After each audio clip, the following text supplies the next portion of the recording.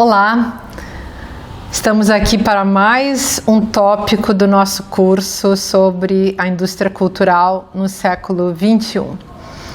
Falando ainda da atualidade, da vigência desse conceito, lançado então lá nos anos 40 do século XX, por Theodor Adorno e Max Horkheimer, dois pensadores da chamada Escola de Frankfurt, marxistas que ao mesmo tempo foram leitores de Freud e fizeram análises bastante profundas sobre o funcionamento da sociedade capitalista, tendo em vista a tentativa de compreensão da racionalidade dessa sociedade. Racionalidade que não significa coerência no sentido de uma razoabilidade, mas significa a lógica interna do funcionamento dessa sociedade, que para esses autores visava justamente a aniquilação da sociedade, a aniquilação do mundo. E acho que faz todo sentido se a gente pensar que esses autores estão escrevendo isso nos anos 40, sob o fascismo daquela época, o nazifascismo da Alemanha, e na sequência da exposição, enfim, desse conceito de indústria cultural, tal como a gente viu então no livro da Dialética do Esclarecimento, a gente vai descobrir um livro do Theodor Adorno que se chama A Personalidade Autoritária, efeito então de uma pesquisa que foi feita com antropólogos, teólogos, sociólogos, psicanalistas, enfim, ali dos Estados Unidos, na Califórnia. E essa pesquisa é uma pesquisa que ainda faz muito sentido, sobretudo quando se trata de entender o efeito principal da indústria cultural na sociedade contemporânea, tendo em vista que a função dessa indústria cultural é justamente aniquilar a subjetividade das pessoas, aniquilar, portanto, a capacidade de pensar, de sentir e de agir. Acabar com a gente, né? Acabar com aquilo que a gente é. E nesse livro da personalidade autoritária surge uma formulação, ou melhor, expõe-se uma formulação que é efeito dessa pesquisa com uma população específica de homens norte-americanos, estadunidenses, né, como a gente diz hoje. E essa pesquisa visava então entender a presença do caráter autoritário na vida, né, na forma de ser desses indivíduos. Então foi uma pesquisa de anos, uma pesquisa que foi feita, refeita, uma pesquisa subjetiva, em que eles entrevistaram vários homens, e muitos homens, mais de 1.000, e tentaram encontrar aquilo que seria o traço comum em todos eles, e acabaram criando, Adorno e esses seus colegas de produção, acabaram criando algo que veio a ser chamado então de escala F, ou escala fascista. É muito interessante a gente, para entender a indústria cultural, a gente fazer um nexo dessa indústria cultural com esse texto da personalidade autoritária, porque se a indústria cultural é um mecanismo, é o braço de produção justamente de um tipo de personalidade que sirva bem ao capitalismo, ou ao que eu venho chamando de patrirracial capacitalismo, se a indústria cultural é isso, o que ela produz é realmente uma personalidade autoritária, e essa personalidade autoritária precisa ser compreendida. Então, os traços que são, a gente pode chamar, como os autores faziam, de disposições, né? Essas disposições das pessoas autoritárias, dessa chamada personalidade autoritária, foram trabalhadas através de nove aspectos, ou seja, há 9 características, são 9, as disposições que aparecem em todas as pessoas que são figurações, né? São incorporações, a gente pode dizer, ou corporificações dessa personalidade autoritária. E aí eu vou, nessa nossa aula, falar sobre essas 9 disposições. A aula vai ser especificamente sobre isso, tá bem? Bom, então a primeira dessas disposições é a submissão autoritária. A submissão autoritária exige, por exemplo, que haja um líder ou uma figura maior, um guru, um guia, enfim, um rei, um deus, um imperador, enfim, não importa, um pai, né? Alguém que faz esse papel de comandante, de general, de figura em relação à qual a personalidade autoritária se sente atraída e se sente submetida. Então, primeira característica, submissão autoritária, porque a pessoa que está possuída dessa personalidade autoritária, ela se submete. Aí não dá pra gente dizer que essa pessoa simplesmente gosta de se submeter. Não dá pra dizer que essa pessoa simplesmente gosta de se submeter. É um fato que ela se submete. Então, o jeito dela ser, menos no nível estético, do gosto, ou dos anseios, ou dos desejos, é a condição ontológica dessa pessoa. Ela é uma pessoa submissa. Então, ela pode se submeter ao presidente, ela pode se submeter ao pastor, ela pode se submeter ao marido, ela pode se submeter ao pai, pode se submeter ao filho, pode se submeter ao padre, não importa, ao chefe. Ela é uma pessoa submissa. Bom, a pessoa submissa é também uma pessoa que terá, então, uma agressividade autoritária. Esse é o segundo aspecto. Aquele que se submete a alguém é, ao mesmo tempo, alguém que tentará submeter o outro. E a forma de submissão desse outro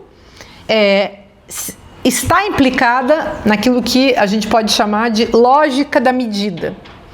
Então, nessa lógica da medida, digamos que o indivíduo faz uma espécie de cálculo muito inevitável, muito espontâneo, considerando que existem pessoas que estariam, né, na sua imaginação, acima dele e outras que estariam abaixo.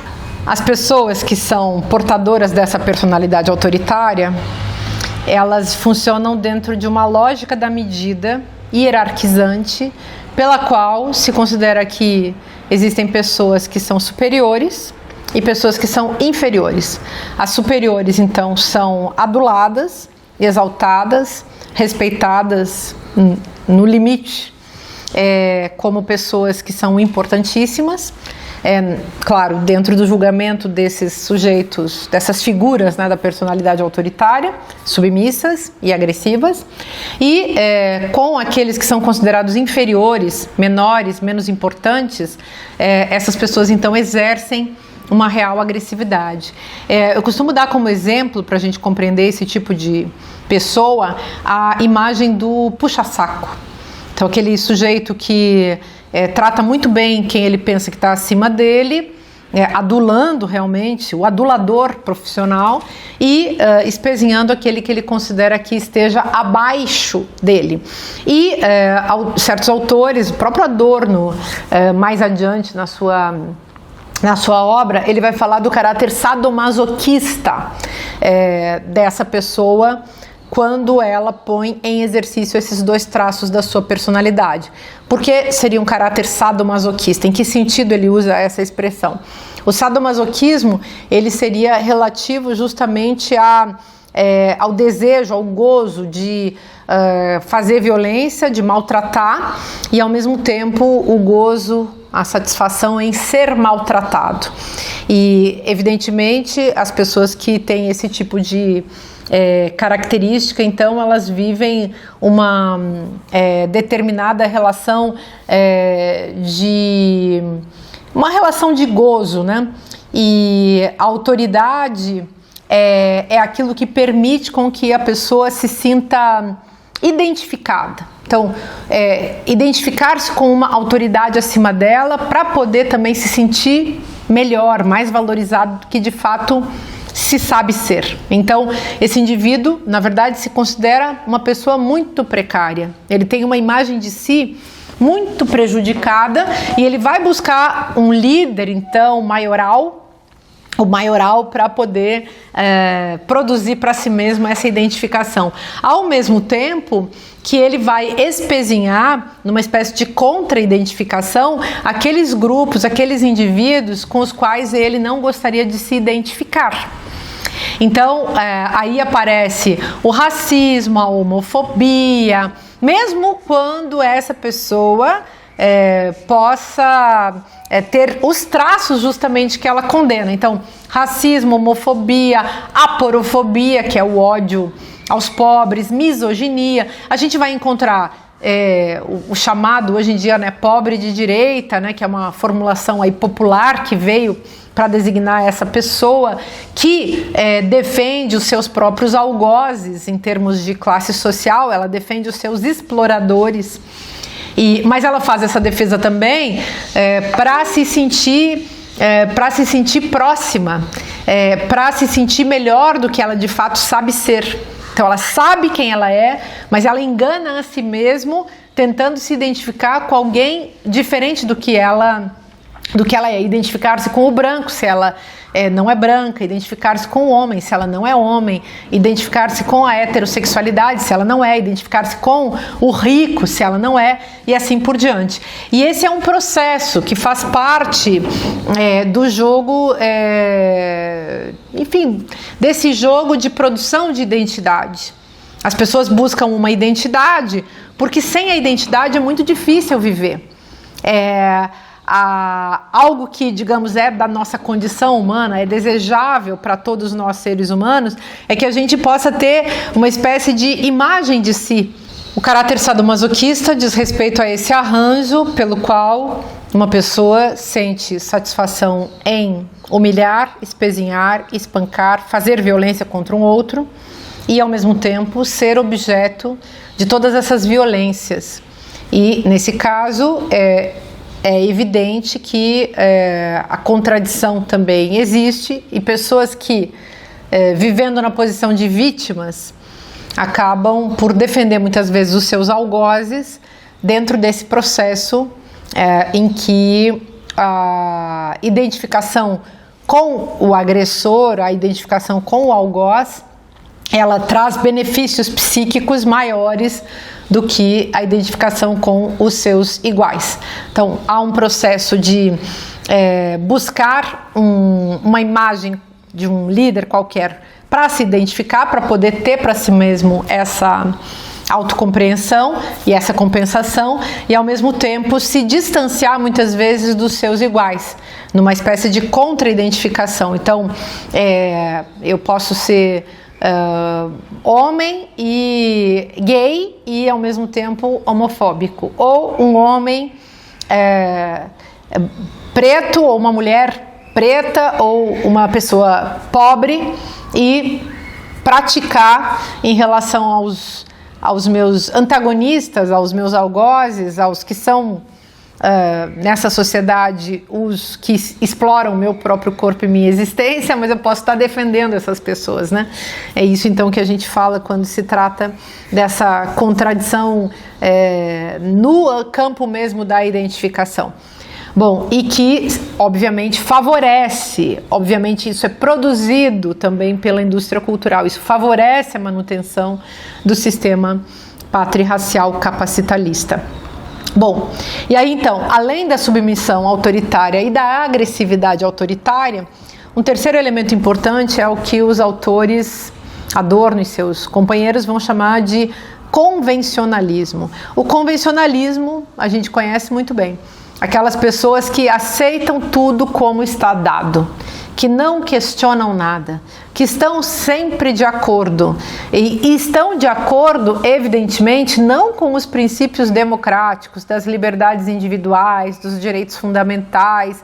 É tudo aquilo que é inovador em termos de sociedade, aquilo que é diferente, aquilo que produz mais liberdade, não é, em geral, aceito e respeitado por essas pessoas que são, então, representantes do convencionalismo.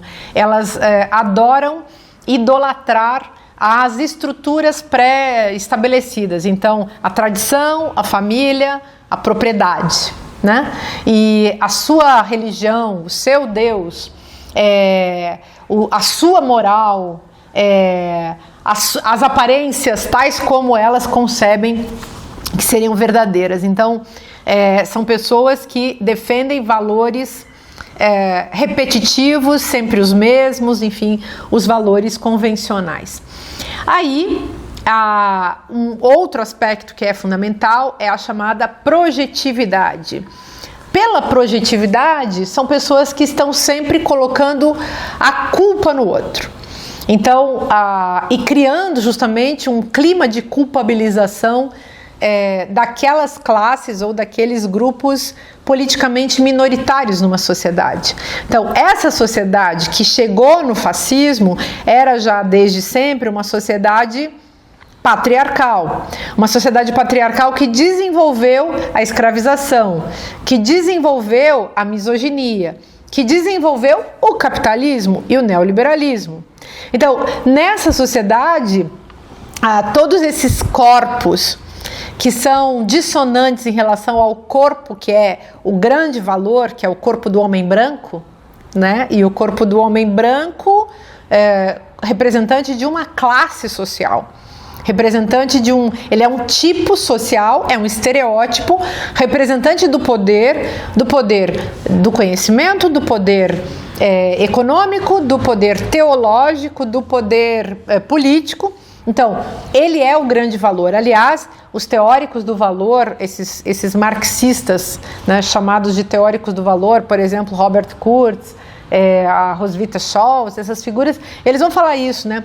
O homem branco é o valor, é o grande valor do capitalismo, é ele que dita todos os demais valores. E esse homem branco funciona de uma maneira sempre projetiva. Então, se ele for acusado de racismo, ele vai dizer que existe racismo reverso. Ele vai dizer que os problemas dessa sociedade são culpa das mulheres. Quando ele consegue reconhecer algum problema, que em geral, na verdade, resulta, na verdade, das suas próprias insatisfações, né?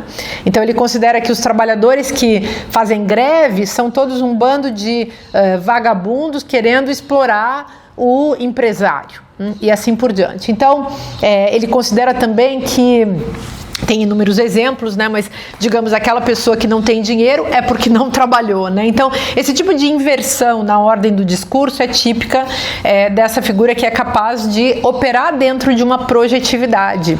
Então, a culpa é do outro, o erro é do outro, o outro é que está perseguindo, o outro é que está fazendo alguma coisa que não devia, o outro é que é o criminoso, o outro é que é o vagabundo, enfim. O trabalhador é o vagabundo e ele que não trabalha, né? Ele vai considerar que ele é o grande, o cara que se esforça, o cara que banca tudo, enfim. Mas o jogo da projetividade é sempre dizer que o outro é pior. O outro é que imagina, o outro é preto, imagina, o outro é mulher, imagina, o outro é pobre, né? Então essa gente, o que pode sobrar para essa gente é servir a esse homem branco, o grande agente de um tipo de identidade, né, identitária, que ao forjar a identidade e a identitariedade dos outros, esconde a sua própria, né? É uma coisa muito interessante, e é interessante porque acontece até no campo da esquerda, né? Então, projeta-se no outro o erro do outro, como se o outro não tivesse o direito de existir e de defender a si mesmo.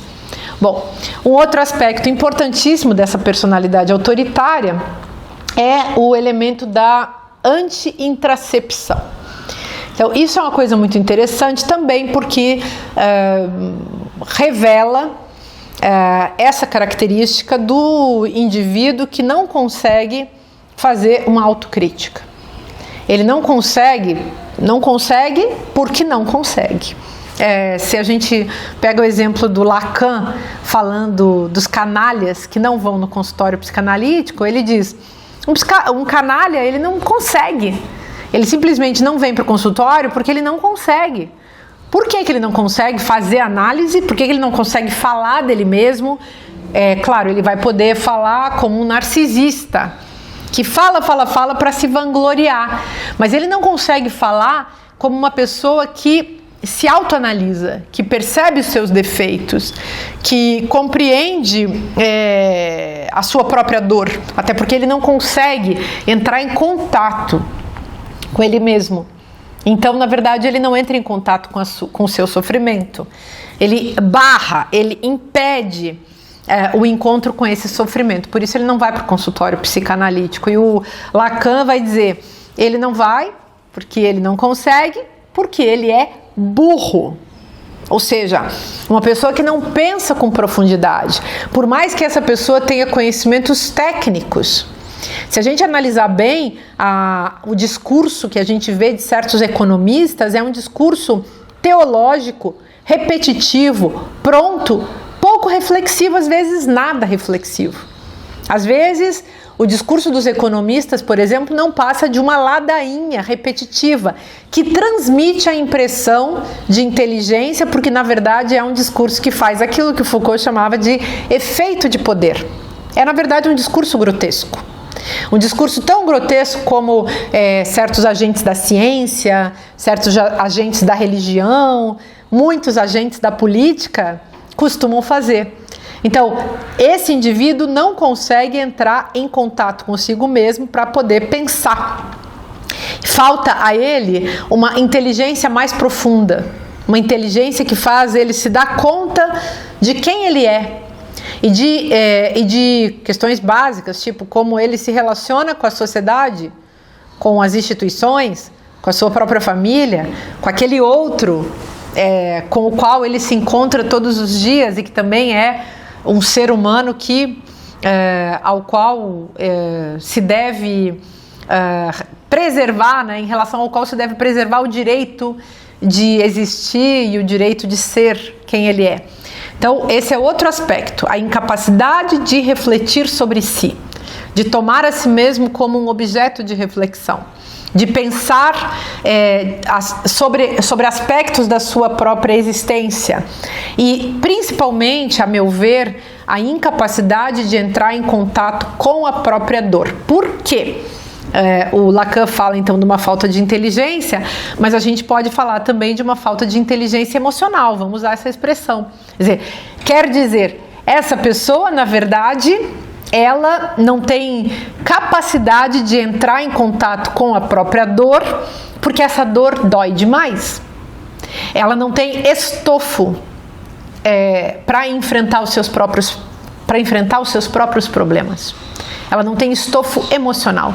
E isso quer dizer que, através dessa característica, a gente consegue perceber como os fascistas, vamos colocar aqui sublinhado, como os fascistas sofrem e como eles não conseguem trabalhar com a própria dor. Nesse sentido, eles são frágeis, pessoas muito frágeis.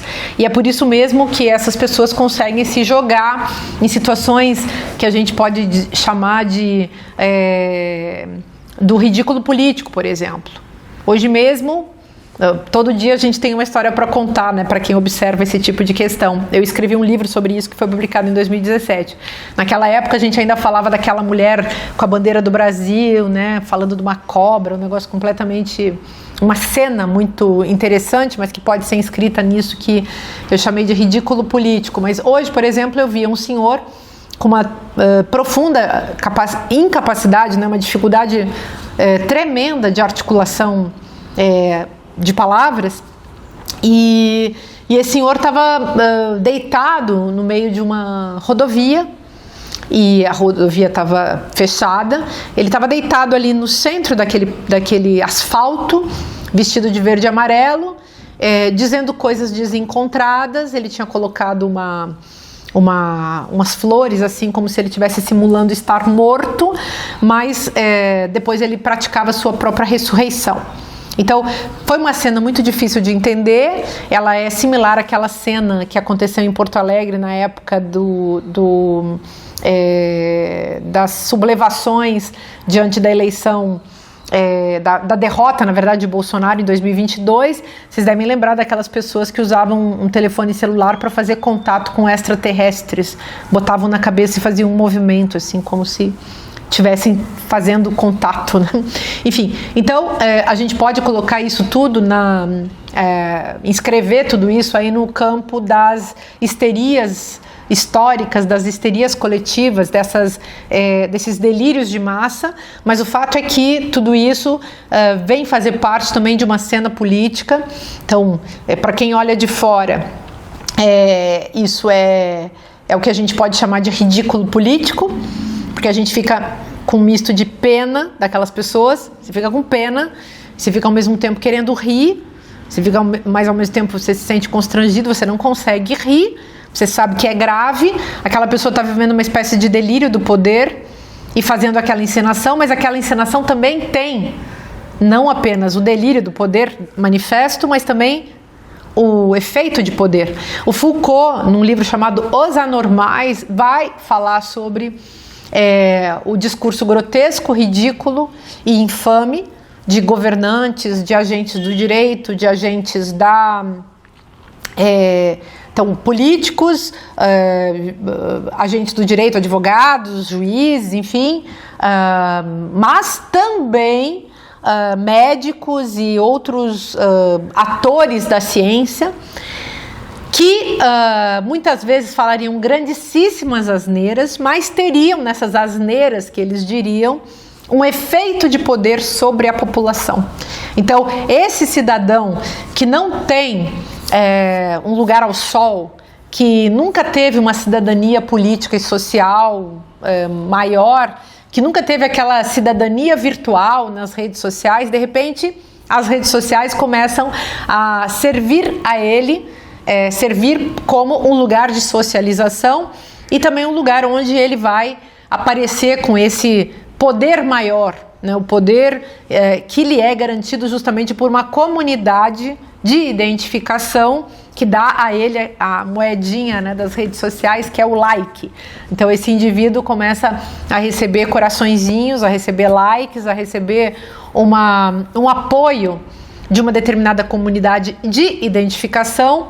Essas pessoas necessariamente vão funcionar quando se unem e entram em ritual, vão funcionar como se elas estivessem fazendo um ritual numa seita, e todas elas, claro, entregues a uma irracionalidade, elas seguem, né, abdicando daquilo que elas já não tinham, porque não foi no meio desse processo que essas pessoas foram simplesmente convencidas a participar. O que aconteceu é que essas pessoas, elas já estando muito esvaziadas pelo processo liberal, neoliberal, capitalista, patriarcal, esvaziadas subjetivamente por essas instituições, elas se tornaram um terreno fértil para implantação dessa lógica, dessa linguagem, enfim, do autoritarismo. E, para além disso, a gente vai encontrar também outra característica, outra dessas disposições, que diz respeito à preocupação com o comportamento sexual das pessoas. Então, o autoritarismo também, na pesquisa da personalidade autoritária, trazia, né, esse tópico, como se a sexualidade não fosse algo banal, normal, aceitável. E, claro, por que não é, né? Porque o sexo também foi transformado em dispositivo. As instituições patriarcais foram elas que fizeram isso. Família, igreja, Estado, todas moralizaram e legislaram por sobre a sexualidade humana. Então, a sexualidade nunca foi livre, ela sempre foi trabalhada, organizada, ou seja, organizada de fora, mas também instituindo aquilo que foi, então, o que a gente chama, né, de heterossexualidade compulsória, né?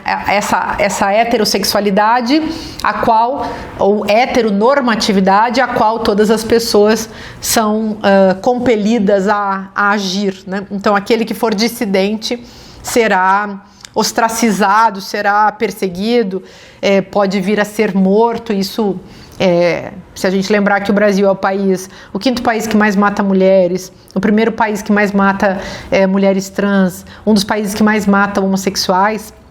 Enfim, a gente vai com a nossa escala F pontuando lá em cima, né? Mas enfim, essa preocupação com a vida sexual das pessoas que conecta necessariamente com esse tópico do convencionalismo e da projetividade. Quer dizer, quanto de necessidade de manter as convenções, na verdade, oculta desejos mal resolvidos, essa inveja toda que existe em relação ao prazer e a imaginação de que a vida dos outros é uma vida mais prazerosa e mais alegre. Bom, outro aspecto importante dessa história é a valorização do poder e da dureza. A gente pode resumir como valorização da própria violência. Então, a violência simbólica, a violência física, a violência como caráter estético. Então, a virilidade dos fascistas, mesmo as mulheres fascistas, como sendo aquelas mulheres que têm uma estética, digamos, mais próxima dos homens, e uma estética em que o corpo preparado para a guerra, né? O corpo preparado para a guerra, as palavras preparadas para a guerra, o jeito, a performance da pessoa preparada para a guerra. Então, a valorização do poder e da dureza. E isso vai se espalhar pelas instituições, aí a família das pessoas obedientes, em que os filhos devem obedecer ao pater potestas, né? O poder pátrio, em que a mãe é submissa. Tudo isso, obviamente, se a gente volta às disposições anteriores, todas elas estão também interconectadas, né? Então, a dureza, por exemplo, na educação, as escolas cívico-militares, a retórica que a gente vê na televisão, que a gente vê nas igrejas, de violência, de força bruta, de suprematismo branco ou masculino contra as mulheres, toda essa retórica também daquilo que eu chamei num livro chamado Turbotecno Macho Nazi Fascismo, como derrotar isso, né? Eu fiz um livro sobre isso e eu falava de uma figura que era do macho limítrofe, dessa ideia então do machismo publicitário, do macho limítrofe, que é aquele homem que precisa fazer uma performance do macho capaz de matar, prender, arrebentar. E essas figuras, elas tiveram muito sucesso na vida pública em geral e chegaram até a política. Então, enquanto as pessoas estão simplesmente trabalhando na sua vida privada ou lá fazendo a cena no seu trabalho, elas vão, digamos, na esfera da sociedade civil, as pessoas vão se arranjando. Agora, vocês imaginem quando essas figuras alcançam os poderes aí institucionais, tipo o poder político, né? O poder legislativo, o poder executivo, o poder judiciário, e quando elas têm então armas muito poderosas, que são as armas institucionais para produzir violência. Vocês lembram daqueles sujeitos que se tornaram, enfim, políticos? Um deles depois foi preso. Aqueles que rasgaram a placa com o nome da Marielle Franco? Pois é. Então ali a gente via um dos exemplos desse macho limítrofe, né? O macho que seria histérico. Histeria masculina é um assunto também, gente. Então, esse homem que faz uma performance, uma cena da brutalidade, e que está aí na vida cotidiana, nesse caso da política, isso é usado de maneira publicitária, mas na vida cotidiana isso é usado no machismo publicitário, que coordena os homens entre eles, né? Então, o cara parecer macho através e se inscrever nesse território da virilidade através desse tipo de característica. Eu lembro que existem estudiosos também que acabaram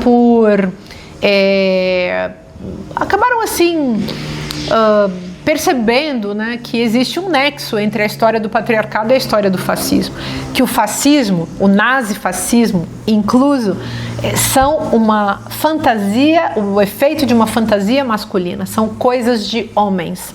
E o ódio às mulheres, a misoginia, o racismo, tudo isso faz parte desse jogo desses homens brancos, mesmo que eles não sejam homossexuais na prática, eles são homossocializados, né? O negócio funciona só entre eles. Então é uma, digamos assim, uma proto-homossexualidade, né?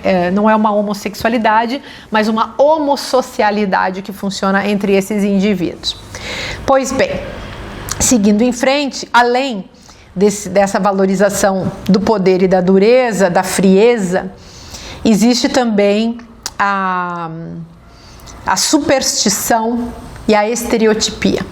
Então, a crença de que de que as pessoas devem ser o que elas são, no sentido de que uns devem ser homens, outros devem ser mulheres, e que cada um deve se manter no seu lugar. Ou seja, né, há uma crença de que o estereótipo é a verdade. Então se desconsidera que nós somos corpos produzidos dentro de contextos, de sistemas, de um sistema, e que há também, junto com essa valorização da estereotipificação, uma desvalorização da diferença. E essa desvalorização da diferença, ela funciona par e passo com uma desvalorização das emoções, dos sentimentos, da sensibilidade. Por quê? Porque isso junta também com aquela característica anterior da valorização da dureza. Então, o estereótipo é a própria dureza. Uma pessoa, para ser homem, deve ser assim, para a mulher deve ser assado. Mas mesmo há uma mulher que, dentro do contexto da divisão social do trabalho e da divisão emocional também do trabalho, mesmo às mulheres não é facultado sentir demais. Então, tudo aquilo que é da ordem da sensibilidade, como por exemplo a arte, é uma coisa rechaçada. Tudo que é da ordem do emocional, a não ser que esse emocional seja raiva, ódio e inveja, tudo isso é considerado simplesmente um exagero, né? Então, os autoritários em geral acham que as emoções dos outros são exageros. E os torturadores conseguiam operar nisso com muita frieza, né? Então, lá onde o torturado está sofrendo, lá onde ele está sentindo muita dor, o torturador, o algoz, ele não sente, ele foi educado na dureza e na frieza e considera que se aquela pessoa está chorando ou está gritando, o azar é dela, ela devia ser forte e aguentar firme. Eu me lembro de pessoas assim que eu vi alegarem que certas outras pessoas, no caso, por exemplo, num contexto universitário, uma vez eu vi um sujeito que era um dono do poder falando que um estudante, que era um bolsista, pobre, que tinha gasto dinheiro para comer em vez de pagar a universidade, o dinheiro da bolsa, esse sujeito falava assim, ele não teve força psicológica. As pessoas têm que endurecer. Bom, isso era uma falta de respeito, evidentemente, era um proto-fascismozinho ali. Aliás, né, uma pergunta que a gente, em geral, tem feito como vai, né, o fascista que habita em você? Essa é uma pergunta que a gente pode fazer. Nós podemos nos analisar para ver se nós não estamos, às vezes, sustentando certos preconceitos que, num ápice, podem também vir a configurar isso que Adorno e seus colegas chamaram de escala fascista. E por fim, o último traço seria a destrutividade e o cinismo. Então, todo fascista funciona na pulsão de morte, na destruição e funciona no cinismo. Então, todo fascista é duro com os outros, é hipócrita e é capaz de mentir. Ele passa sempre por cima, em nome do poder, do dinheiro, poder econômico, poder político, poderes. Essa pessoa passa sempre por cima de todo mundo, e inclusive passa por cima dela mesma. Então, nessa última característica, nessa última disposição, a gente volta ao nosso velho assunto, que é a aniquilação da subjetividade. E aí, o problema que a gente tem para resolver é como conviver quando é inevitável, como conviver com pessoas que são, na verdade, robôs do sistema, que já não são mais seres humanos feitos, como dizia o Shakespeare, da mesma matéria que a gente, né?